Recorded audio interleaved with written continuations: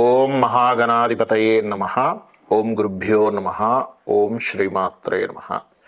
పరమేశ్వర స్వరూపమైనటువంటి జ్యోతిష, వాస్తు మరియు ఇతర అనేకమైనటువంటి శాస్త్రములను మనకు అందించినటువంటి మహర్షులకి నమస్కారం.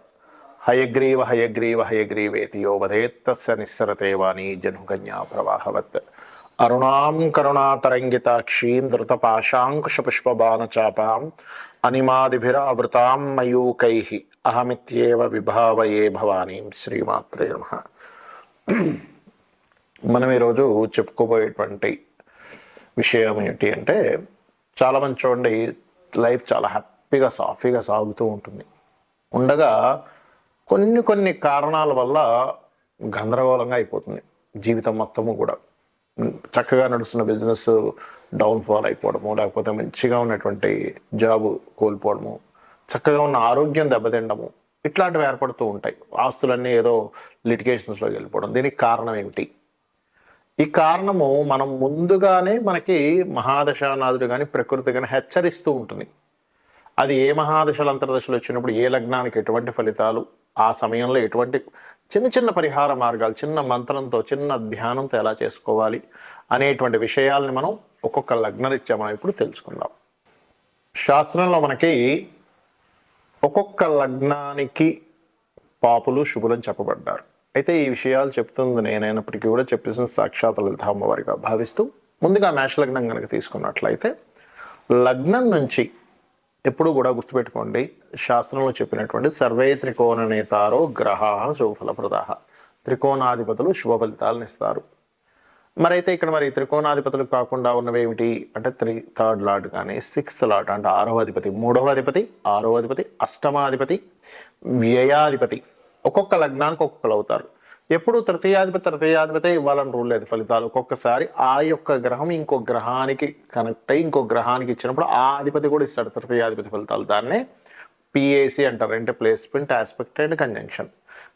ఎక్కడుంది, ఎవరితో కలిసి ఉంది, ఎవరితో చూడబడుతుంది, ఏ నక్షత్రంలో ఉంది అనే దాని మీద తృతీయాధిపతి ఫలితాలు వేరువేరుగా వస్తాయి. ఇప్పుడు మనం సడన్ డౌన్ఫాల్స్ ఒక్కోసారి ఏ రకంగా జరుగుతాయంటే, కొంతమంది చూడండి సంతకం పెడుతూ ఉంటారు. అంటే మీరు పర్టికులర్గా మీ మేషలగ్నంలో జన్మించిన వారు బుధుడు యొక్క ఫలితాలు ఎవరైనా ఇస్తున్నా, బుధ మహాదశ అంతర్దశలు వస్తున్నా, బుధ రాశుల్లో ఉండే గ్రహాలు యాక్టివ్గా ఉన్నా, మీరు గుర్తుపెట్టుకోవాల్సింది ఏంటంటే, అగ్రిమెంట్స్ ఎక్కడైనా చేస్తున్నామా, ఎక్కడైనా సంతకం పెడుతున్నామా, చాలా రకాలుగా ఉంటుంది. చూడండి, ఒక పెద్ద ఆఫీసులో సంతకం పెడతారు దేని మీద. తర్వాత అదేదో ఇబ్బందికరమైనటువంటి వాతావరణంలోకి వెళ్ళి అతని జాబ్కి ఇబ్బంది వస్తుంది, లేదా ఒక అగ్రిమెంట్ చేస్తారు. అంటే ఏమిటి? మేషలగ్నం వారికి బుధుడి యొక్క ఫలితాలు లేదా బుధుడి యొక్క ఫలితాలు ఇచ్చే మరొక గ్రహ ఫలితాలు వస్తున్నప్పుడు మీరు సంతకాలు పెట్టేటప్పుడు జాగ్రత్తగా ఉండగలుగుతూ, ఆ సమయంలో మీరు గనక లలితాసహస్రనామాల్లో ముఖ్యంగా ఓం కర్పూర వీటి కామోద సమాకర్ష దిగంతరాయ నమః లేదా ఓం కనకాంగద కేయూర కమనీయ భుజాన్వితాయ నమః మంత్రం చేసుకుంటే కూడా మీకు ఆ దోషం ఉండదు. లేదా ఓం అపర్ణాయ నమః కూడా చేసుకోవచ్చు. లేదండి అష్టమాధిపతి అంటే, ఇక్కడ లగ్నాధిపతి అష్టమాధిపతి ఒక్కడే కాబట్టి మేషలగ్నానికి పెద్దగా భయపడాల్సిన పని లేదు. కాకపోతే ఆ అష్టమాధిపతి కనుక పాడయ్యాడు మేషలగ్నం వారికి, మీరు వాహనాల మీద వెళ్ళేటప్పుడు జాగ్రత్తగా ఉండాలి ఆ సమయాల్లో. ఎందుకంటే యాక్సిడెంటల్ ప్రోడ్ యోగం అవుతుంది. అందుకే చూడండి, చాలా మంది వెళ్తూ చాలా బాగుందండి, సడన్ చిన్న యాక్సిడెంట్ జరిగింది, అక్కడి నుంచి మా లైఫ్ ఇబ్బంది పడింది అంటూ ఉంటారు. అంటే మీకేంటి, కుజుడి ఫలితాలు కానీ, కుజ యొక్క మహాదశలు నడుస్తేటప్పుడు కానీ, కుజుడి యొక్క ఫలితాలు మనకు గ్రహం ఇచ్చేటప్పుడు కానీ కొత్తగా మీరు చేయవలసింది ఏమిటి అక్కడ అంటే, మీరు హనుమాన్ ఆలయాలకు కానీ, దుర్గా ఆలయాలకు కానీ రెగ్యులర్గా వెళ్తున్నట్లయితే ఆ ఇబ్బంది నుంచి మీరు బయటపడతారు. మరి ఇక్కడ వ్యయాధిపతి కూడా శుభుడే ఈ లగ్నానికి. కాకపోతే గురువు కనుక పాడై మహాదశలు నడిచేటప్పుడు అనవసరంగా ఇన్వెస్ట్మెంట్స్ చేస్తారు, అక్కడ ఇబ్బంది పడతారు. చాలా మంది చూడండి, మేము పలానా దగ్గర రకరకాల స్థలాలు కొనేసామండి, అపార్ట్మెంట్లు కొనేసాం, ఇన్స్టాల్మెంట్స్ కడుతూ ఉన్నాం, సడన్గా జాబ్ పోయింది, అప్పులు చేయాల్సి వచ్చి ఇబ్బంది పడ్డామంటూ ఉంటారు. దానికి కారణం ఏంటంటే గురువు పాడయ్యాడు అక్కడ. కొంతమందికి శని భగవానుడు పాడవుతాడు. అప్పుడు ఏమవుతుందంటే, మంచి జాబ్ ఉంది అనుకునేసరికి టక్కని జాబ్ పోతూ ఉంటుంది. ఇప్పుడు మరి వీటికి ఏం చేయాలి? గురువు కనుక పాడైతే దానికి ఒకటే మార్గం, ధర్మబద్ధమైనటువంటి కొన్ని ప్రక్రియలు చేయడం మాత్రమే. లేదంటే శని భగవానుడు స్పాయిల్ అవ్వడం వల్ల మాకు జాబ్ ఇబ్బంది అవుతుంది అనుకునేటువంటి వారు లలితా సహస్రనామాల్లో ఓం అనాకలిత సాదృశ్య చుబుక శ్రీ విరాజితాయ నమః అనే నామస్మరణ, గోవుకు బెల్లం తినిపించడం, లేదా జాబ్ పరంగా ఎక్కువ ఇబ్బంది వస్తుంది అనుకునేటువంటి వారు ఓం శ్రీమాత శ్రీ మహారాజ్ని శ్రీమత్ సింహాసనేశ్వరి నమః చేసుకోండి. ఖచ్చితంగా మీరు ఎటువంటి ఇబ్బంది పడకుండా బయటపడతారు. అదేవిధంగా మనకు ముందుగా సిమ్టమ్స్ తెలుస్తాయని చెప్పాను, అదేంటో కూడా నేను మీకు వివరిస్తాను. వీడియో ఎండింగ్ వరకు చూడండి. మనకు ముందుగానే ప్రకృతి ఒక్కొక్క సిమ్టమ్ని ఒక్కొక్క రూపంలో అందిస్తూ ఉంటుందండి. అదేమిటంటే అధికారుల నుంచి ఇబ్బంది రాబోతుంది అని అనుకున్నప్పుడు, లేదా గవర్నమెంట్ నుంచి ఇబ్బంది రాబోతుంది అన్నప్పుడు మనం చిన్న చిన్న విషయాల్లో అపకీర్తి వస్తూ ఉంటుంది, మనల్ని అవమానించడం జరుగుతుంటే మనం అర్థం చేసుకోవాలి, ఓహో ఎక్కడో సూర్య భగవానుడికి సంబంధించింది ఎక్కడో నా మహాదశల్లో అంతర్దశల్లో ఇబ్బంది కలగబోతుంది అనమాట అని వెంటనే సూర్య నమస్కారాలు చేసుకోవడము, ఓం మిత్రాయ నమః అనే నామస్మరణ చేస్తూ ఉండండి. లేదా చక్కగా సూర్య భగవాను చూస్తూ భానుమండల మధ్యస్థ భైరవీ భగవాన్యే నమః అనే నామస్మరణ చేసుకుని లలితా సహస్రనామాల్లో అద్భుతమైన ఫలితాలు వస్తాయి. అలాగే మరి కొంతమందికి చంద్రుడి ద్వారా, అంటే ఒక్కోసారి ప్రయాణాల వల్ల ఇబ్బంది వస్తుంది చూసారు. కొంతమందికి ప్రయాణాల వల్ల, లేకపోతే చిన్న మాటకి మనసు